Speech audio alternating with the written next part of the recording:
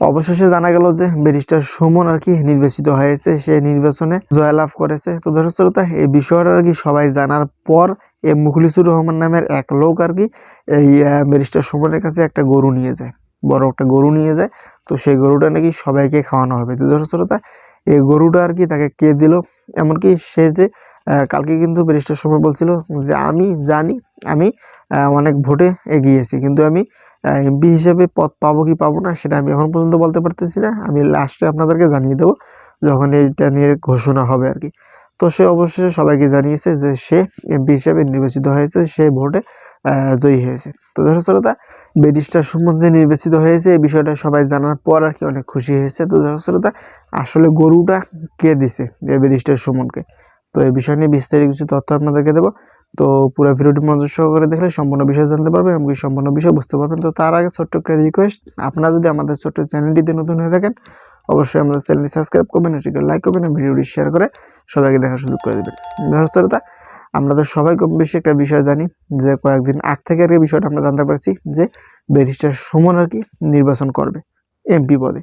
তো অবশেষে আর কি তার যে মনে একটা আশা ছিল সেই আশাটা পূরণ হয়ে গেল, সে এমপি হিসেবে নির্বাচিত হয়ে গেল। কিন্তু এই বিষয়টা যখন সারা বিশ্বের মানুষ জানতে পারছে, জানার পর আর কি বিদেশ থেকে 4জন ভাই, তো তারা আর কি ব্যারিস্টার সুমনকে একটা গরু পাঠায়, যে গরুটা তারা আর কি সবাইকে খাওয়ানোর জন্য দেয় তার কাছে, যে সেটা বিরিয়ানি পাক করে সবাইকে আর কি খাওয়ানো হবে।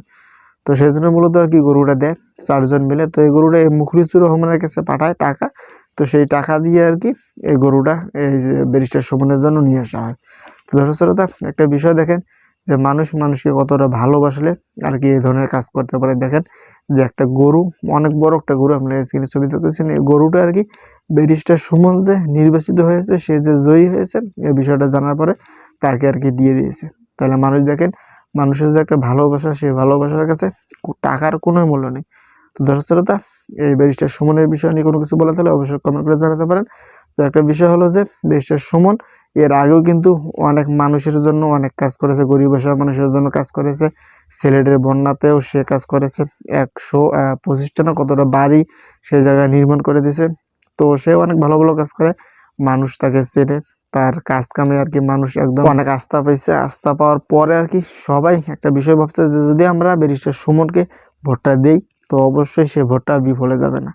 তো তাকে দিলে অবশ্যই আমাদের যে আসন আছে বা আমাদের যে এলাকা আছে, ইউনিয়ন আছে, সেখানে ভালো ভালো কাজ হবে। তো সেজন্য মূলত আর কি ব্যারিস্টার সুমনকে ওই জায়গার মানুষগুলো অনেক ভালোবেসে ভোট দেয়। তো দর্শক, ব্যারিস্টার সুমন কত ভোটে জিতছে বা কত ভোটে এগিয়ে আছে, তো এই বিষয়টা আর কি অনেক নিউজ চ্যানেলের মাধ্যমে আপনারা কম বেশি জানতে পারছেন। তো এই বিষয় নিয়ে কথা না বলি।